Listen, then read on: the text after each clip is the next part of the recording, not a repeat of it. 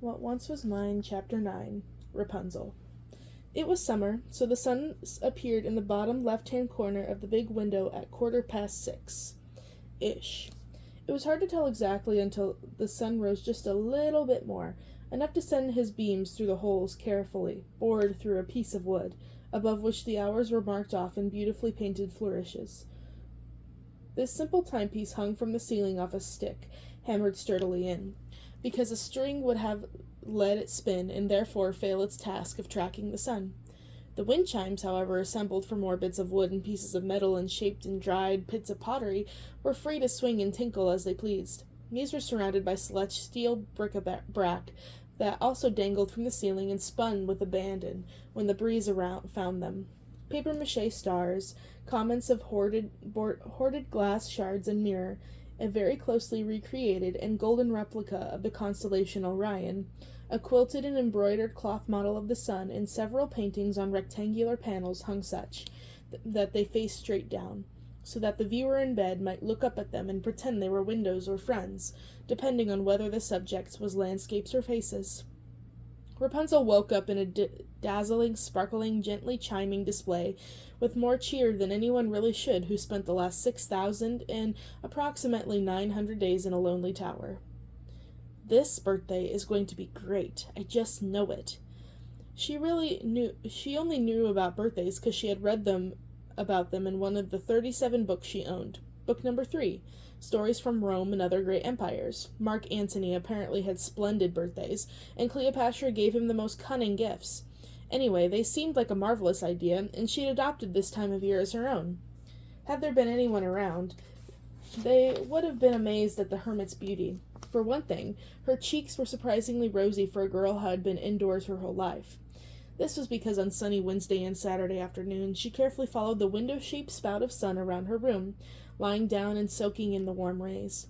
Her eyes were large and green because of parents she had never known.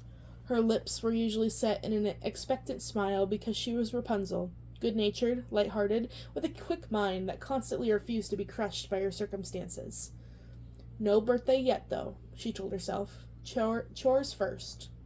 Putting off something wonderful, even a little bit, always made it more delicious later. She sprung out of bed, the ornaments in her hair tingling and jingling, making tiny versions of noises of the chimes above her. And that was Rapunzel's most striking beauty. Her hair. Miles of beautiful, sparkling, silver hair, bound in plaits and whirls and buns and knots and twists as tightly as she could manage. Some of the braids were so long they hung in loops that she put her arms through. They hung at her sides like giant sleeves or tippets from an ancient dress. Decorating all of this were dozens of charms, also silver like her hair, but some with exotic stones like lapis and turquoise. Bells, tiny moons, hands, suns, 6-pointed stars, eyes, and anything else Mother Gothel could lay her hands on at her daughter's request. By these amulets, Rapunzel desperately tried to control her hair, bind her hair, disempower her hair, and unenchant her magic hair. 10 of the 37 books she had were devoted to magic, sorcery spells, folklore, and wisdoms of the ancient Egyptians, wise men and women before the time of Christ. Sadly, none of these 10 books spoke specifically about controlling magic hair. They described talismans made with the lock of an ancient child's hair, spells for love bound with a strand of the desired one's hair, incantations for the revenge involving the braid of an enemy's hair, but nothing about hair that was in and of itself magical. She tied a kerchief around her brow to keep the frontmost strands off her forehead and the tiny dangly bits from annoying her. Then she drove into the morning cleaning. There weren't many rooms in the tower, which made it easy, but she liked to be thorough. Sweep, mop, polish. The garderobe in her mirror got sparkly from scrubbing with a bit of vinegar, a trick she learned from book number 14, Useful Recipes for Master Servants.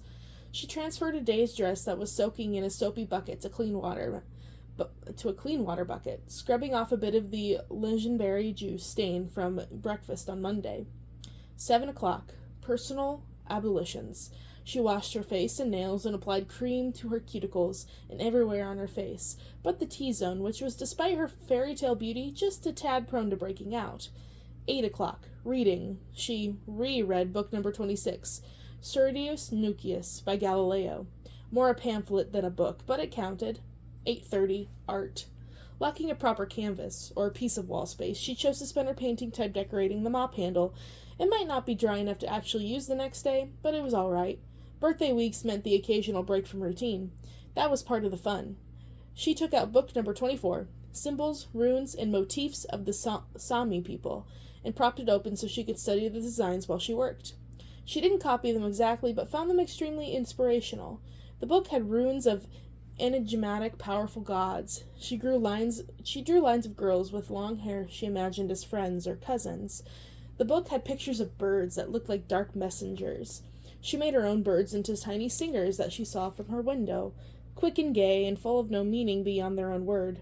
The book had images of strange creatures with giant, dangerous-looking antlers.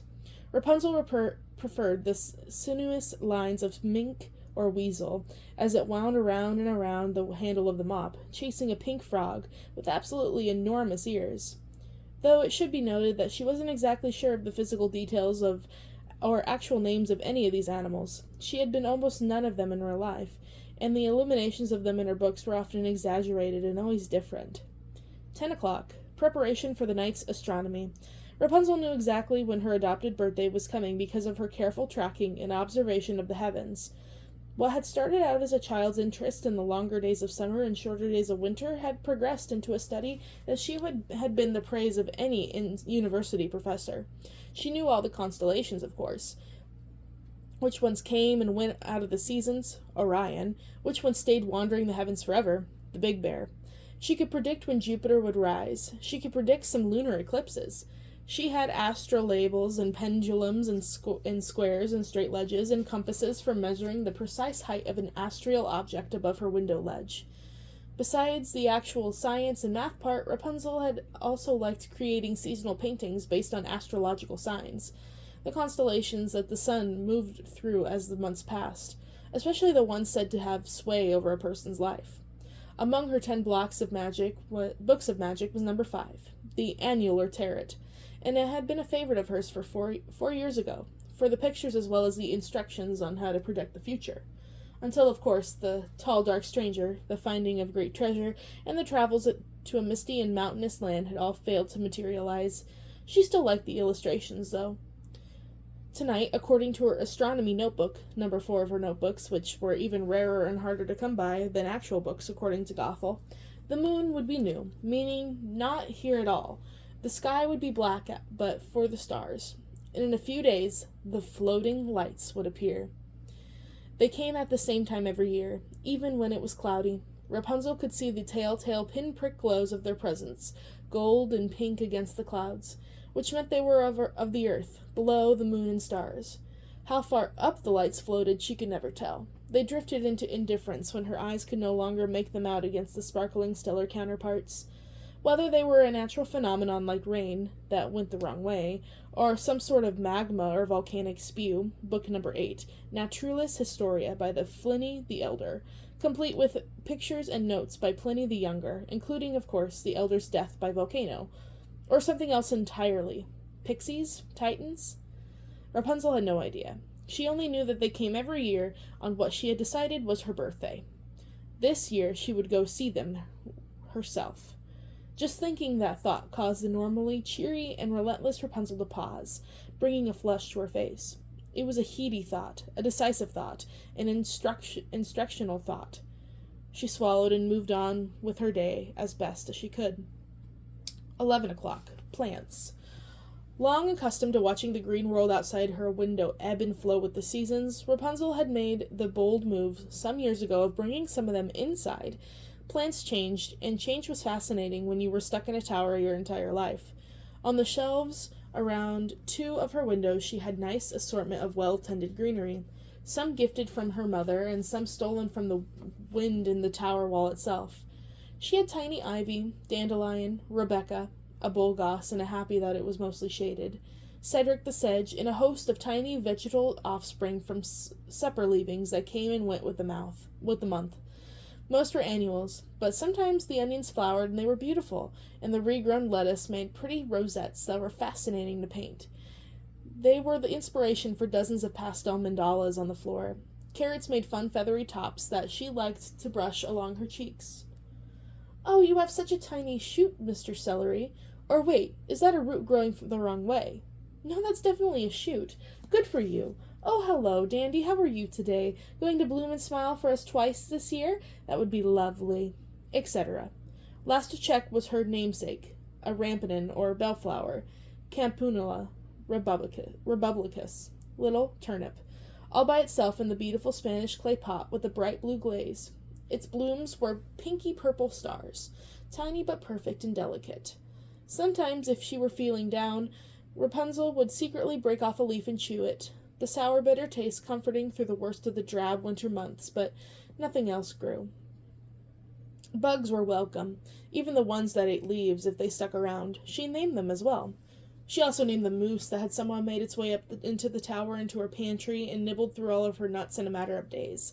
But the tiny, fluffy-tailed thing left only after a week. She had tried to get her mother to bring back an earthworm or two to live in her pots, or a newt, or better yet, a lizard, but despite the specifically witchy cast to her adopted mother's physiognomy, the woman had laughed herself silly at the idea of her hands touching such slimy and noxious creatures.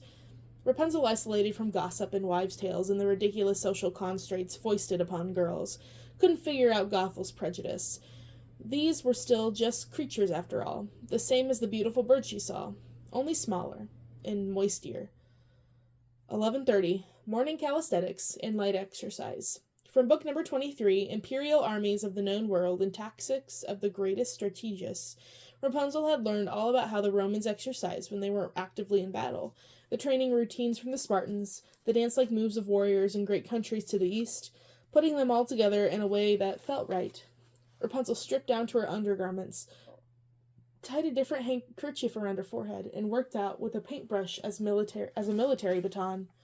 When you had all the time in the world, you could literally isolate each muscle, feel how it differed from its neighbors, and learn to flex it individually. She could also stand on her right tippy toes for over an hour, eyes closed, which sometimes she did. Noon, snack. Usually a piece of fruit, sometimes a leftover piece of bread or pastry. 12:15, more reading. Today, book number 13, Brother Galdy's God and Natural World. Bees were always interesting. 1 o'clock, hair. Once a week, Rapunzel took down all her hair, all of it, undid the braids that could still be undone, uncoiled and matted masses in the back, worked her fingers down to its roots, separated the coils, arranged the tresses, found all the buns and whirls, and brushed it completely from top to bottom.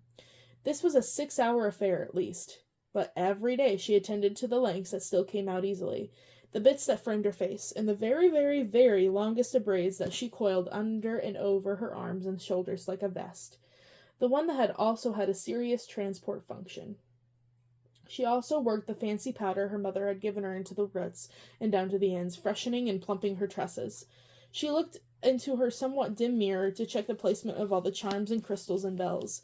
She tugged each one to make sure it was solidly in and wouldn't come out. She shook her head to double-check, and the tower filled with happy, silvery chimes. 2:30, guitar practice. She was working on a piece of her own composition, something with lots of notes that was about the sky and birds. She sang along with half-formed words she hadn't quite figured out the meaning of yet, and apologized to the nameless medieval composer whose original piece she had stolen bits from. And then at 3 p.m. sharp, French studies until, Rapunzel! Rapunzel, dear, let down your hair! Mother Gothel was home.